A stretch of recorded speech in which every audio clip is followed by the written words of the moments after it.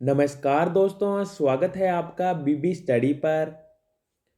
दोस्तों, हम मेवाड़ के इतिहास का टॉपिक पढ़ रहे थे। आज हमारे मेवाड़ के इतिहास की चौथी क्लास है। दोस्तों, क्लास को शुरू करने से पहले यदि आप इस चैनल पर नए हैं तो चैनल को सब्सक्राइब कर लेना, क्योंकि दोस्तों इस चैनल पर आपको पीटीटी और बीएसटीसी एग्ज़ाम 2022 की व्यवस्थित तरीके से तैयारी करवाई जाएगी। इसके अलावा जब भी कोई नया अपडेट आएगा तो आपको सूचित किया जाएगा। तो दोस्तों, क्लास को शुरू करते हैं। दोस्तों, हमने 45 क्वेश्चन कर लिए थे। आपका 46वां क्वेश्चन है, औरंगजेब द्वारा हिंदुओं पर लगाए गए जजिया कर का विरोध मेवाड़ के किस महाराणा ने किया था? दोस्तों, जजिया कर क्या होता है? गैर मुस्लिम जनता से वसूला जाने वाला कर जजिया कर कहलाता है। औरंगजेब ने जजिया कर को वापस लागू कर दिया था।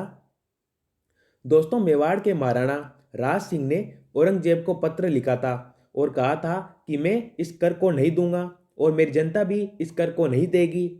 और दोस्तों, इस कर का प्रबल विरोध किया था। तो औरंगजेब द्वारा हिंदुओं पर लगाए गए जजिया कर का विरोध मेवाड़ के महाराणा राज सिंह ने किया था। तो आंसर हो जाएगा ए, राज सिंह। उसके बाद में 47वां क्वेश्चन, मराठों ने किसके शासनकाल में मेवाड़ में प्रवेश किया और कर वसूला था? दोस्तों, जगत सिंह द्वितीय के काल में मराठों ने मेवाड़ में प्रवेश किया था। कर्नल जेम्स टोड ने जगत सिंह द्वितीय को मेवाड़ का अयोग्य शासक कहा है। दोस्तों, जगत सिंह द्वितीय ने ही हुडा सम्मेलन की अध्यक्षता की थी। हमने इस पर बात की थी। तो 47वें क्वेश्चन का आंसर हो जाएगा डी, जगत सिंह द्वितीय। उसके बाद में 48वां क्वेश्चन, 1857 की क्रांति के समय मेवाड़ के महाराणा कौन थे? दोस्तों, 1857 की क्रांति के समय मेवाड़ के महाराणा स्वरूप सिंह थे। दोस्तों, महाराणा स्वरूप सिंह के साथ 1861 में पासवान एंजाबाई सती हुई थी। यह मेवाड़ राज्य में सती प्रथा की अंतिम घटना है। इसके अलावा दोस्तों, महाराणा के काल में कन्यावध तथा सती प्रथा पर रोक लगाई गई थी। तो आप ये भी याद कर लेना। तो इस क्वेश्चन का आंसर हो जाएगा बी, स्वरूप सिंह। उसके बाद में 49वां क्वेश्चन, चित्तौड़गढ़ के दुर्ग में स्थित कीर्ति स्तंभ प्रशस्ति का रचयिता कौन था? दोस्तों, कीर्ति स्तंभ प्रशस्ति का रचयिता अत्रि और महेश थे, जबकि कीर्ति स्तंभ प्रशस्ति के वास्तुकार नापा और पोमा थे। दोस्तों, महाराणा कुंभा ने सारंगपुर युद्ध के विजय के उपलक्ष्य में कीर्ति स्तंभ या फिर विष्णु स्तंभ का निर्माण करवाया था और इसी विष्णु स्तंभ की दीवार पर कीर्ति स्तंभ प्रशस्ति स्थित है। दोस्तों, कीर्ति स्तंभ प्रशस्ति का निर्माण 1440 से लेकर 1448 के मध्य किया गया था और यह स्तंभ 9 मंजिला लंबा है।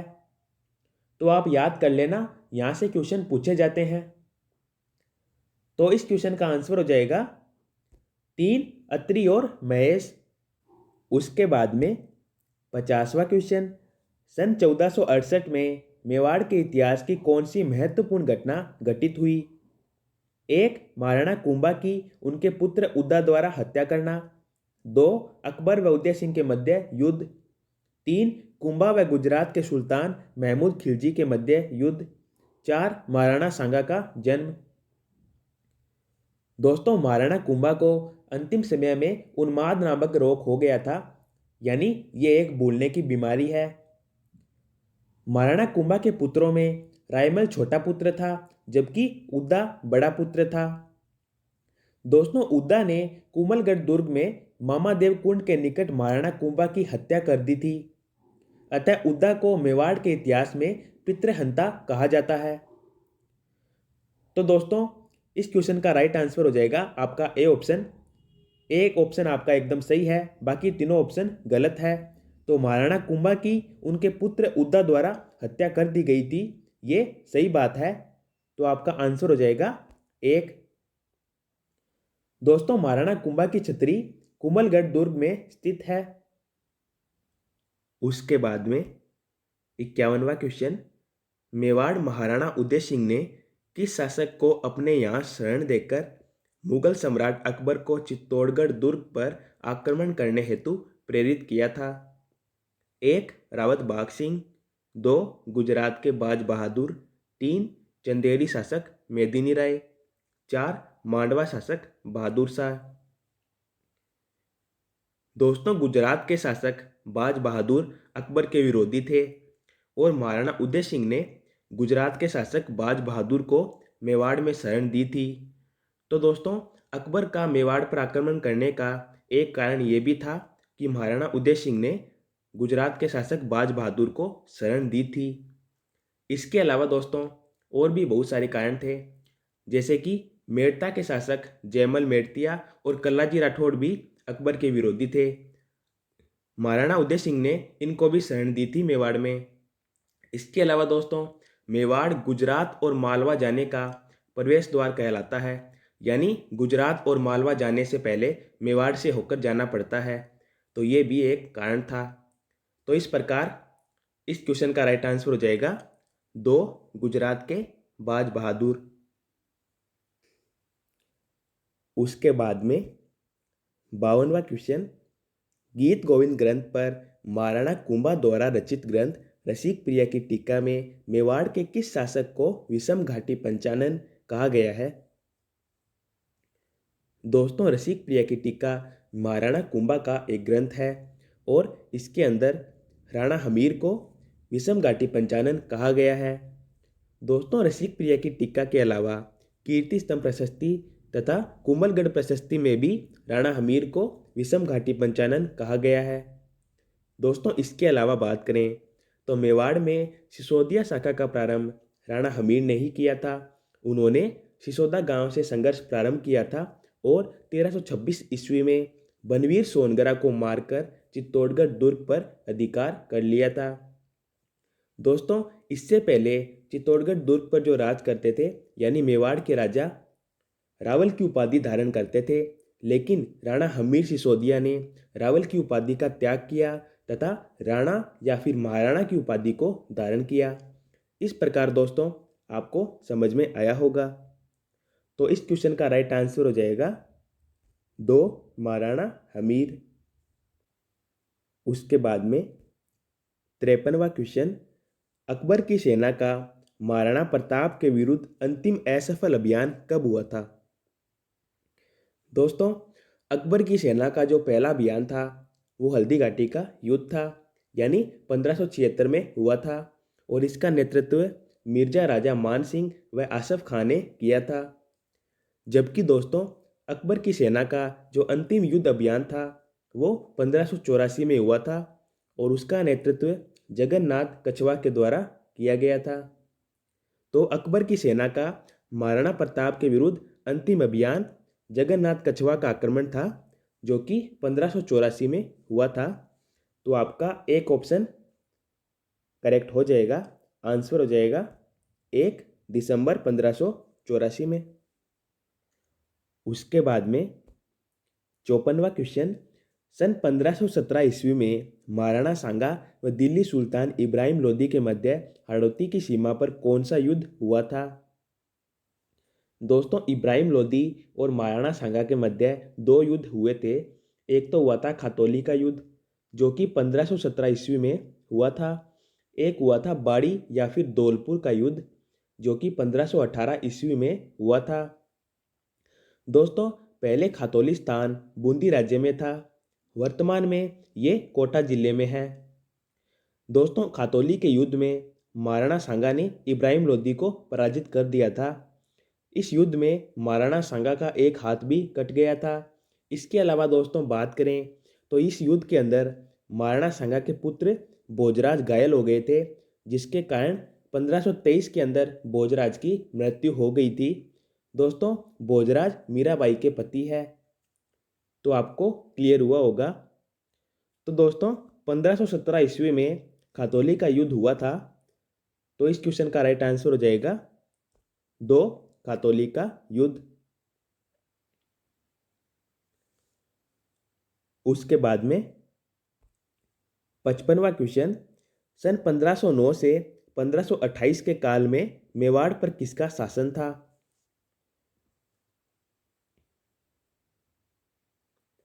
दोस्तों, इस काल में मेवाड़ पर महाराणा सांगा का ही शासन था और महाराणा सांगा को ही महाराणा संग्राम सिंह कहा जाता है। तो इस क्वेश्चन का राइट आंसर हो जाएगा 4, महाराणा संग्राम सिंह।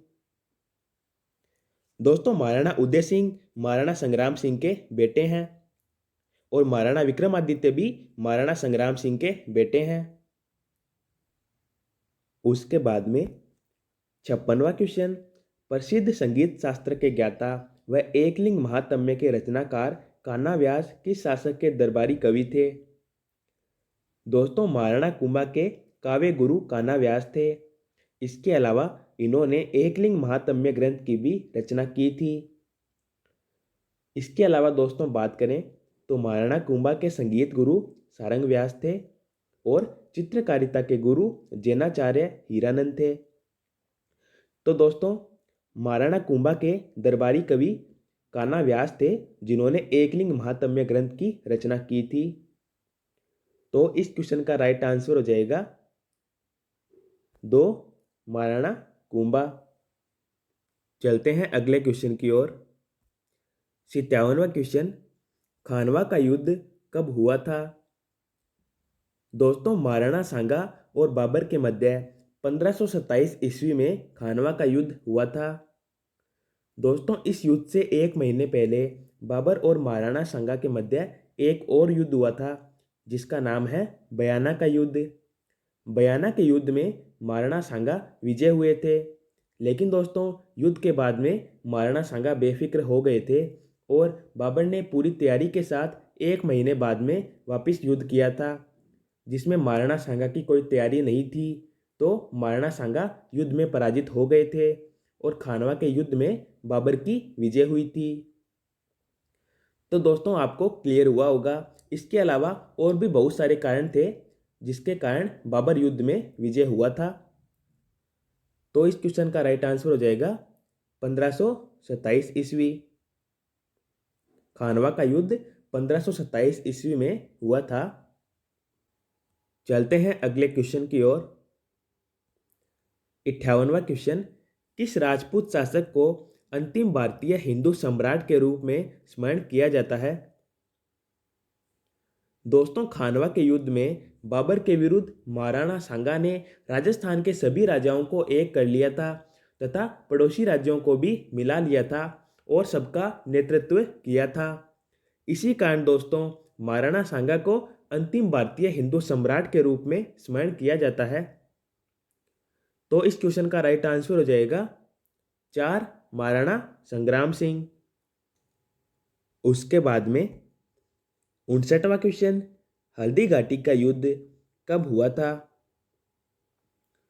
दोस्तों, हल्दी घाटी का युद्ध अकबर और महाराणा प्रताप के मध्य 1576 ईस्वी में हुआ था। इस युद्ध के बारे में अलग अलग इतिहासकारों के अलग अलग मत मिलते हैं। दोस्तों, राजस्थानी इतिहासकार कहते हैं कि इस युद्ध में महाराणा प्रताप की विजय हुई थी, जबकि मुगल इतिहासकारों के अनुसार इस युद्ध में मिर्जा राजा मान सिंह की विजय हुई थी। तो दोस्तों हल्दी घाटी का युद्ध 1576 ईस्वी में हुआ था। तो आपका स ऑप्शन एकदम करेक्ट हो जाएगा। उसके बाद में 60वां क्वेश्चन, प्रताप ने मेवाड़ भूमि को मुगलों से मुक्त कराने का अभियान कहाँ से प्रारंभ किया था? दोस्तों, महाराणा प्रताप ने मेवाड़ भूमि को मुगलों से मुक्त कराने का अभियान दिवेर से प्रारंभ किया था। दोस्तों, महाराणा प्रताप ने अपने अंतिम समय तक चित्तौड़गढ़ दुर्ग और मांडलगढ़ दुर्ग को छोड़कर शेष सभी मेवाड़ी क्षेत्रों पर अधिकार कर लिया था और 19 जनवरी 1597 में महाराणा प्रताप का देहांत हो गया था। इस प्रकार दोस्तों इस क्वेश्चन का राइट आंसर हो जाएगा 4, दिवेर। तो दोस्तों आज के वीडियो में इतना ही। आशा करता हूँ आपको सारे क्वेश्चन अच्छे से समझ में आए होंगे। यदि आपको ये वीडियो यूजफुल लगा है तो वीडियो को लाइक करना तथा पीटीटी और बीएसटीसी 2022 से संबंधित किसी भी प्रकार के अपडेट के लिए चैनल को सब्सक्राइब कर लेना। धन्यवाद दोस्तों।